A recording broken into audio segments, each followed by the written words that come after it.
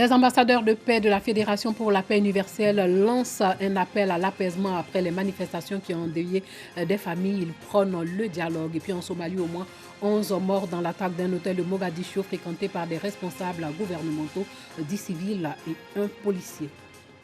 Bonsoir et bienvenue dans le journal. Campagne de sensibilisation dans la Maraoué pour l'acquisition de l'équipement de la TNT. Une délégation de la direction de la Société ivoirienne de télédiffusion est allée sensibiliser les populations en vue de les inciter à s'abonner au réseau de la TNT. Le reportage de Charles Tatou. Le basculement de la Côte d'Ivoire au système de la télévision numérique terrestre TNT est imminent. Cependant, l'acquisition des équipements de la TNT piétine encore dans beaucoup de régions du pays, comme celle de la Maraoué et le Bélier, puis dans le district autonome de Yamoussoukro. Depuis octobre 2019, le centre opérationnel, la TNT est opérationnel dans la région de la Maraoué. Il faut informer le préfet, il faut informer le sous-préfet, les chefs religieux, les chefs coutumiers, afin qu'ils informent la population, pour qu'ils ne soient pas surpris lorsqu'on va arrêter le signal analogique. Conscient de cette réalité, le ministère de la Communication et la Direction générale de la Société ivoirienne de télédiffusion multiplient les campagnes de sensibilisation. Des équipes d'agents sensibilisateurs déployées dans les localités de ces différentes régions, notamment à Yamoussoukro, Boisflé, Zenoula et Saint-Fra. On m'a expliqué le fonctionnement, comment ça se passe au niveau de la télévision. Et donc, j'en ai pris bonne note. Et je me retire pour voir dans quelle mesure je pourrais me mettre à jour à ce niveau-là. Je ne suis pas encore abonné, mais d'ici peu, je vais me rendre à la table et puis faire mon abonnement. Connecté au système de la télévision numérique terrestre, mérite gratuitement les images de cette chaîne de télévision. Avec la TNT donc, le gouvernement offre beaucoup d'avantages aux téléspectateurs ivoiriens, pourvu que chaque habitant se procure des équipements de la TNT. La Fédération pour la paix universelle lance un appel à la paix et à la cohésion après les manifestations qui ont secoué le pays. Par la voix de son porte-parole, donc, Aké Abraham, la FPU invite l'ensemble des populations vivant en Côte d'Ivoire à l'union et à la fraternité pour une paix durable. Les ambassadeurs de paix de la Fédération pour la paix universelle voudraient lancer un appel à l'apaisement aux populations ivoiriennes à la suite des violences enregistrées les 12, 13 et 14 août 2020 et qui ont occasionné malheureusement plusieurs victimes, dont des décès. La Fédération pour la paix universelle présente ses condoléances aux familles endeuillées et souhaite prompt rétablissement aux blessés. Nous rappelons que chaque fois que la Côte d'Ivoire a bénéficié des périodes de paix, elle a pu réaliser d'importants projets de développement au profit des Ivoiriens. C'est pourquoi la Fédération pour la paix universelle voudrait encourager le gouvernement et les populations dans toutes leurs composantes au dialogue afin d'installer un climat serein et la paix si chère à nous tous. En cela, nous pouvons citer le 5e principe des ambassadeurs de paix, notamment la coopération et le dialogue qui transcendent les barrières religieuses, raciales, ethniques et politiques, gage de paix durable.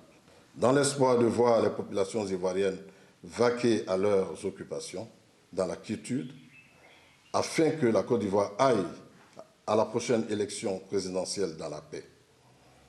Nous engageons au nom de la Fédération pour la paix universelle, la société civile et les acteurs politiques à désarmer leur cœur.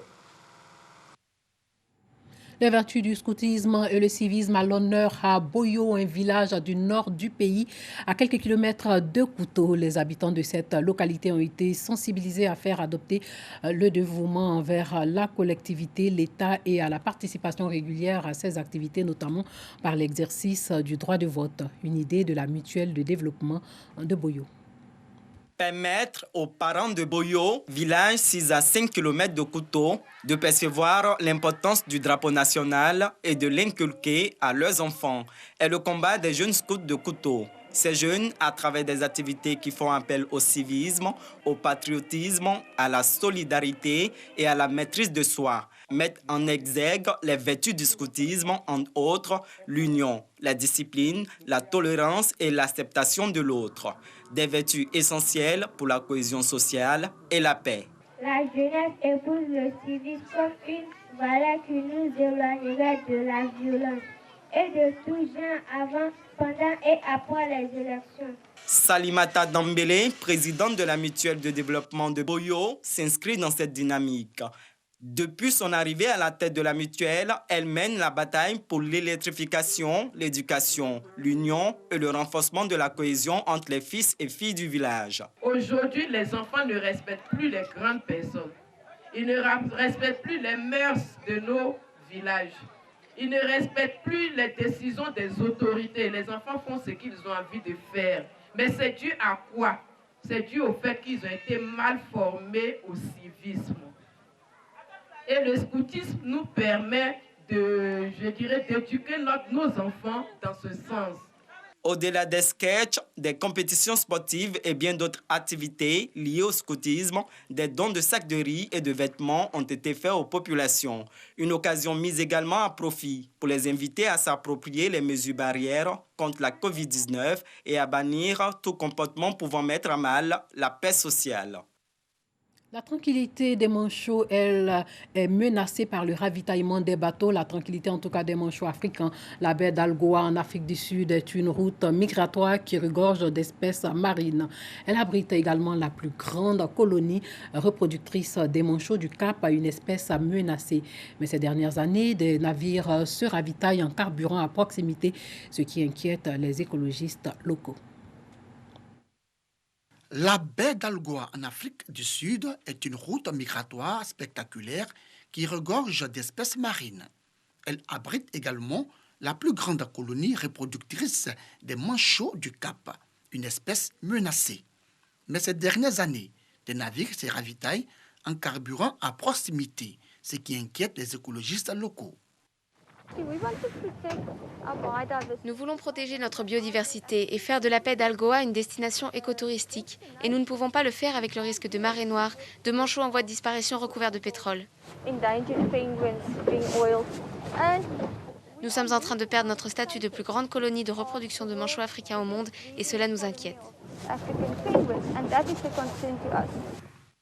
Le soutage. La pratique consistant à ravitailler un navire en carburant en pleine mer a commencé dans la baie en 2016. Cette méthode permet de gagner du temps et de l'argent mais menace l'écosystème marin. De légers déversements de pétrole sont déjà survenus en 2017 et 2019. La population de manchots a diminué de plus de 60% au cours des 30 dernières années. Cet ornithologue estime que de nouveaux incidents pourrait entraîner la disparition totale de l'espèce. Tout déversement de pétrole aurait un énorme impact sur cette colonie. Sachant que la baie d'Algoa abrite la moitié des manchots africains de la planète et que le soutage se fait à côté de la plus grande colonie au monde est tout simplement absurde. L'autorité sud-africaine de sécurité maritime qui supervise le soutage soutient que les vérifications et les études environnementales nécessaires ont été effectuées pour s'assurer que cette pratique soit aussi sûre que possible. Nous devons préserver la zone protégée, mais nous devons saisir l'opportunité de développer l'économie locale. Il y a un équilibre à trouver et c'est cet équilibre que nous continuons à chercher. Un équilibre pourtant fragile. Dans la région de la baie d'Algoa, plus de 40 000 personnes dépendent du tourisme. Au-delà de la tragédie environnementale, si la vie marine venait à disparaître, les touristes et les revenus qu'ils génèrent seraient également menacés. 11 villageois, dont 4 enfants, ont été libérés au cours d'une opération menée par l'armée nigérienne dans le bassin du lac Tchad, en territoire nigérian. Ils avaient été enlevés en août par Boko Haram dans 2 villages de la commune de Guesquerou, une commune bordant le lac Tchad dont les rives sont partagées entre le Niger, le Tchad et le Nigeria. Cette vaste zone truffée d'îlots et de marécages sert de repère aux djihadistes du groupe État islamique en Afrique de l'Ouest. Le Niger fait face à ses frontières avec le Mali et le Burkina Burkina à de fréquentes attaques de groupes djihadistes sahéliens dans l'État islamique au Grand Sahara. En Somalie, au moins 11 morts dans l'attaque d'un hôtel de Mogadiscio fréquenté par des responsables gouvernementaux, 10 civils et un policier ont été tués. Au moins 11 personnes ont été tuées dans l'attaque d'un hôtel de Mogadiscio en Somalie dimanche selon un bilan officiel. Il a fallu 4 heures aux forces de sécurité pour reprendre le contrôle de l'hôtel, un établissement de la plage du Lido fréquenté par les dirigeants somaliens que 5 djihadistes ont pris d'assaut en début de soirée. L'attaque a débuté par l'explosion d'une voiture piégée près de l'hôtel, puis des hommes armés ont investi l'établissement où des coups de feu ont été entendus. 3 autres assaillants ont été tués. Au moins 28 autres personnes sont blessées. Les hôtels ont longtemps été la cible des Chebab. En février 2019, une attaque de près de 24 heures avait fait au moins 20 morts à Mogadiscio. Un mois plus tôt, ils avaient attaqué un hôtel de luxe de Nairobi, tuant 21 personnes et démontrant la capacité des Chebab à agir en dehors des frontières somaliennes. Leur dernière action massive à Mogadiscio remonte à décembre 2019. Ils avaient fait exploser un véhicule piégé tuant 81 personnes, essentiellement des civils. Dans leur revendication de l'attaque de dimanche, les Chebab soulignent que l'hôtel Élite est habité par un grand nombre de responsables gouvernementaux. Lundi, au moins 4 personnes ont été tuées dans des échanges de coups de feu à l'intérieur de la prison centrale de Mogadiscio après que des prisonniers ont réussi à s'emparer d'armes détenues par leurs gardiens. La Somalie a plongé dans le chaos après la chute du régime militaire du président Siad Barre en 1991, suivie d'une guerre de chefs de clan et de la montée en puissance des Chebab. Chassés de la capitale somalienne en 2011, les Chebab ont ensuite perdu l'essentiel de leurs bastions. Mais ils contrôlent toujours de vastes zones rurales d'où ils mènent des opérations de guérilla et des attentats suicides, y compris dans la capitale contre des objectifs gouvernementaux, sécuritaires ou civils. Affiliés à Al-Qaïda, ils ont juré la perte du gouvernement somalien soutenu par la communauté internationale et par les 20 000 hommes de la force de l'Union africaine en Somalie. Sachez que le juge libanais chargé de l'enquête sur l'explosion qui a ravagé le 4 août dernier le port de Beyrouth et une partie de la capitale libanaise a émis aujourd'hui un mandat d'arrêt contre le directeur général des douanes, Badri Daher. Badri Daher était en détention provisoire depuis plus de 10 jours après avoir été arrêté dans le cadre de l'enquête sur l'explosion qui a fait au moins 177 morts et plus de 6500 blessés.